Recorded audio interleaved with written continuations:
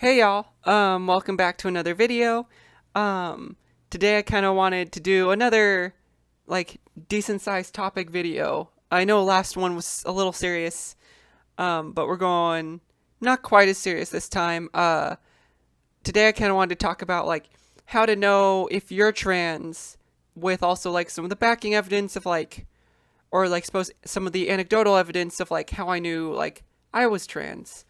Um, And so I guess to kind of like start that, you kind of have to like go into a definition of what exactly is like transgender. What does it mean to be trans?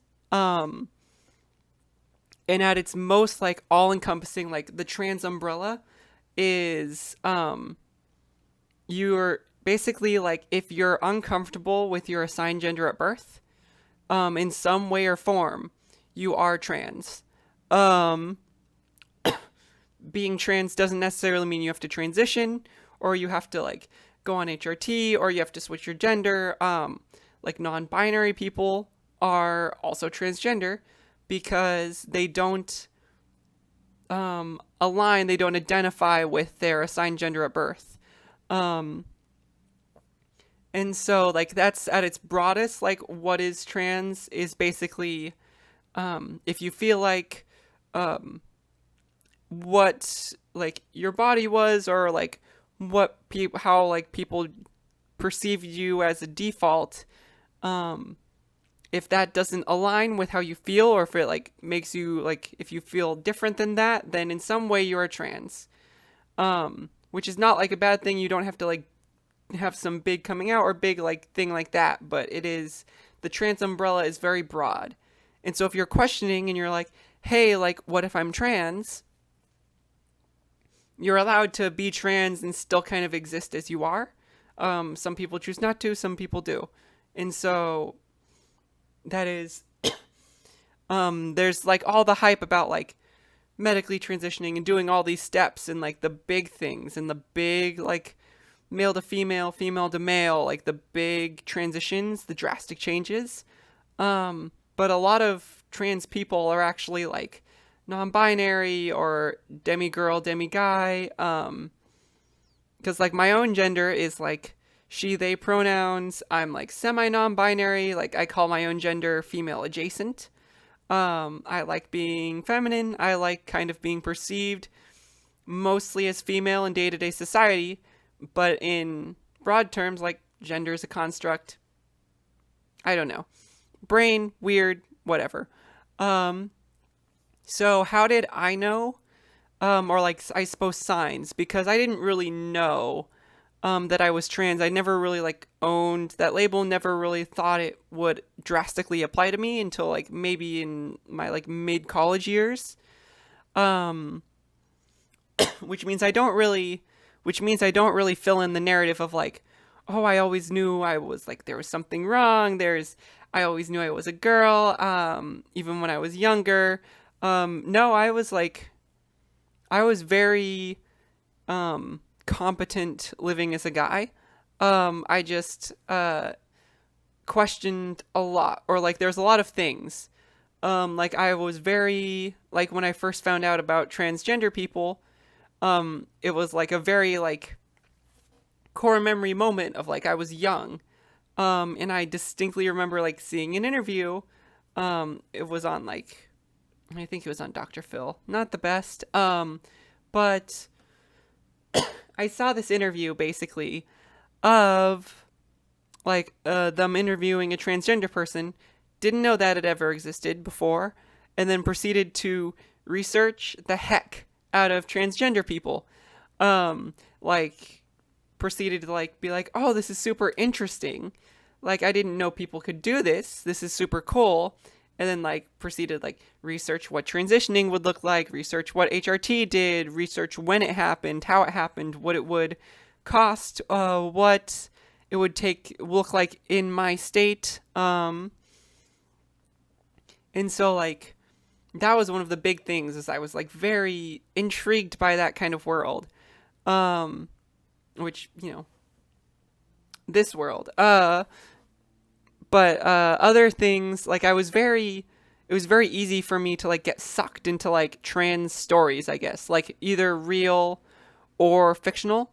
Like real, like I would be watching like transition time. Oh, sorry, I would be watching transition timelines on YouTube. Uh, it's the end of the day. I've talked all day. I'm recording this at literally 12:05 a.m. I'm a functional adult. Anyway, I would be sucked into like trans stories, like real trans stories or fictional trans stories. Like, um, I watched like trans timelines on YouTube. I was very like, wow, this is so cool. Like, people are doing this and it's super interesting. Like on my side, I was always like much more interested in male to female transitions, trans women transitions. Um, which more signs as we go along. Um, and then like also like fictional, um, like even currently, like I'm like reading a bunch of stories on Scribble Hub. There's a whole like gender bender section, and some of like my current favorite fantasy stories are stories with a transgender main character who then like gets like either a magical transition or a sci-fi transition and then goes through a whole like hero's journey, um but as a trans woman. um and like it was very easy to like get sucked into those stories and to like put myself in the place of those protagonists. um and so that was kind of a big sign. See what else was there. There's just like little things throughout, like um I'll go into gender dysphoria and euphoria later. That kind of comes with experimenting. But like little egg me, and I'll suppose I should define egg. Egg is like a trans person, um, who doesn't know they're trans yet. Like little egg version of me, was like researching a bunch of trans stuff and like learning about trans experiences, reading transgender fiction, but wasn't like I didn't take that label on myself. I was just like, wow, it's really like those people are really lucky that they've like learned that thing about themselves and they get to transition. And being jealous of trans people is a fairly like it's one of those things of your brain's like trying to nudge you in the right direction of like, oh, you're jealous of trans people and their transition and how like happy they look after they transition. It's a that's a thing to be jealous about, certainly. Um and again, I didn't really like know, like I didn't really take on the label of transgender until college, and then even then didn't do anything with it until after I graduated college. Let's see, there are a couple other signs like ugh, like I remember one of my core memories is like an episode of like a crime drama where like the trans woman was, or the victim was a trans woman. Core memory for no real reason besides it being like the first time I was ever exposed to transgender people. Um, or like when I was like younger, I really wanted to be like a member of like a marching band color guard, and it was like an all female group, and I was like really jealous of their outfits. And they're like really pretty skirts, really pretty like dresses and tights, and like I really wanted to spin the flag around. So just stuff like there's just like general stuff like that. I did always kind of feel other signs, like I kind of like put on different like personalities or different masks. Like I would like be like, oh, I'm uncomfortable, so let me try this thing, or oh, I'm uncomfortable, and let me try this thing, and those would like last about like 12 months at a time. Um, Probably like the biggest thing, obviously the thing that everyone talks about is gender dysphoria, versus gender euphoria, and they kind of go hand in hand. And this is when you're like questioning and trying things out. Gender dysphoria is feeling discomfort in your assigned gender at birth, like feeling like disconnected from your body, feeling uncomfortable with like your voice, or feeling like stressed, um, with like how your body's progressing through puberty. Like I had very serious like facial hair dysphoria. Um, and like shoulder dysphoria. Like I could feel, like see my shoulders widening from year to year, and that was causing me dysphoria. Kind of by like mid to late college, facial hair was really screwing me up. Like a hairline, I could see like my hairline going back, which is still there, but it's starting to like come a little back in on HRT, which is super cool. Um, Whatever. And so gender dysphoria is like the negative one. That's what everyone hears about. Gender euphoria is the opposite, which is seeing yourself in your perceived gender at birth, or seeing yourself as your perceived or preferred gender. Spikes like happiness. Spikes dopamine hit. Like I feel it. Like I've heard it described a lot as like happy, nervous feelings. Like you get butterflies in your stomach, and you're like kind of like, for me it was like I was kind of bouncing and like anxious, like it felt anxious, but I was happy while being anxious. They're just like some of the things there.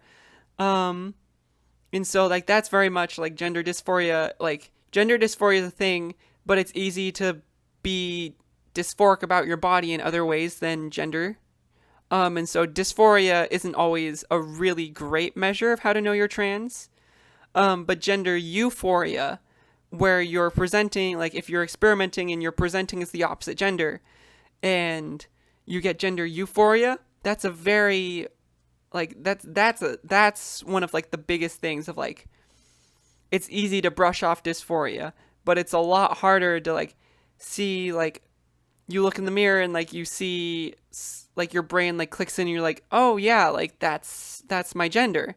That's much more aligned with how I feel internally, and then does like a happy dance.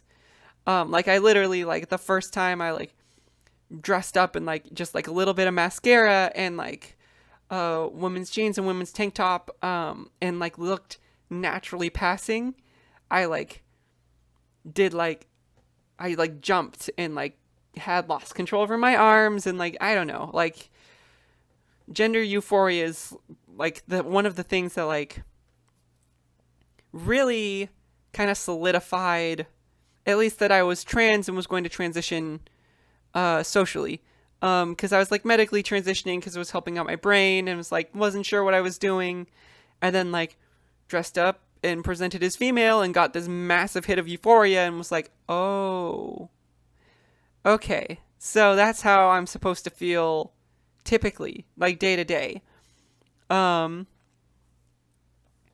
and so like probably the most important, the most like the biggest one, is that the biggest sign or like the biggest like test, to know if you're trans or not is you're watching a video about how to know if you're trans or how to tell if you're trans. And like the nicest way to say this is that like cisgendered people don't question their gender on a regular and repeated basis. Like they'll do it as like a thought experiment of like, oh, that would be weird. But like I would like be in classes at college and be like, wow, this would be easier if I were like a woman. No, it wouldn't, but like I would be like, oh, like this would be a cool thought experience, or like, oh, like I wish I could shapeshift, or oh, like all these things of like, if I could hit the button and transition immediately, I probably would. And then it's like, oh, okay. So like the fact that you're sitting here watching a video about how to know if you're transgender, means at the very least you are probably not 100% comfortable in your assigned gender at birth, which means on some level you are probably trans. You don't necessarily need to be full on trans woman or trans masculine, trans male. You could be like in the realms of non-binary. You don't have to medically transition, but if you're asking the question, am I trans? You are most probably not cisgendered. And that's its own thing. Like another, like a test that like really helped me out, or like something that like helped me kind of be more comfortable in my identity, was like to go the other way of like kind of like compare and contrast the two, because it's really easy to be like, how do I know if I'm trans? It's just this really nebulous thing. And so you just flip it and you go, how do I know that I'm cisgendered?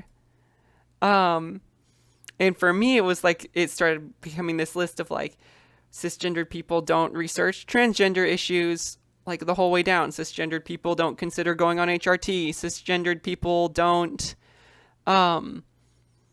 sit there and question and like think about how life would be if they were the opposite gender every like day, basically.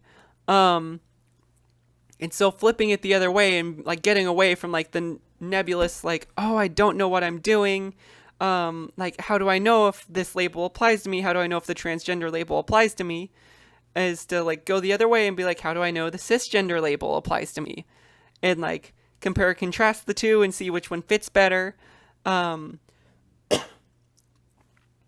So yeah, and like that's kind of the big one, the biggest big one of like, I don't know where I'm going with that. Sorry. That was what helped me like be more at peace, basically. Was like straight up being like, yeah, I am probably not cisgendered, which means I am somewhere in the transgender spectrum, not necessarily fully trans woman, but somewhere in that spectrum. And so that's, if you're questioning whether or not you're trans, that's one way to kind of look about it. Is it's possible there's many different flavors of transgender, especially nowadays as like people are exploring and finding better ways to explain themselves. There's no correct way to be trans. And so if you're uncomfortable with your assigned gender at birth, you can kind of take that label and like apply it to yourself and not necessarily have a plan of like needing to fully transition or like fully transition, quote unquote, or like doing all these things.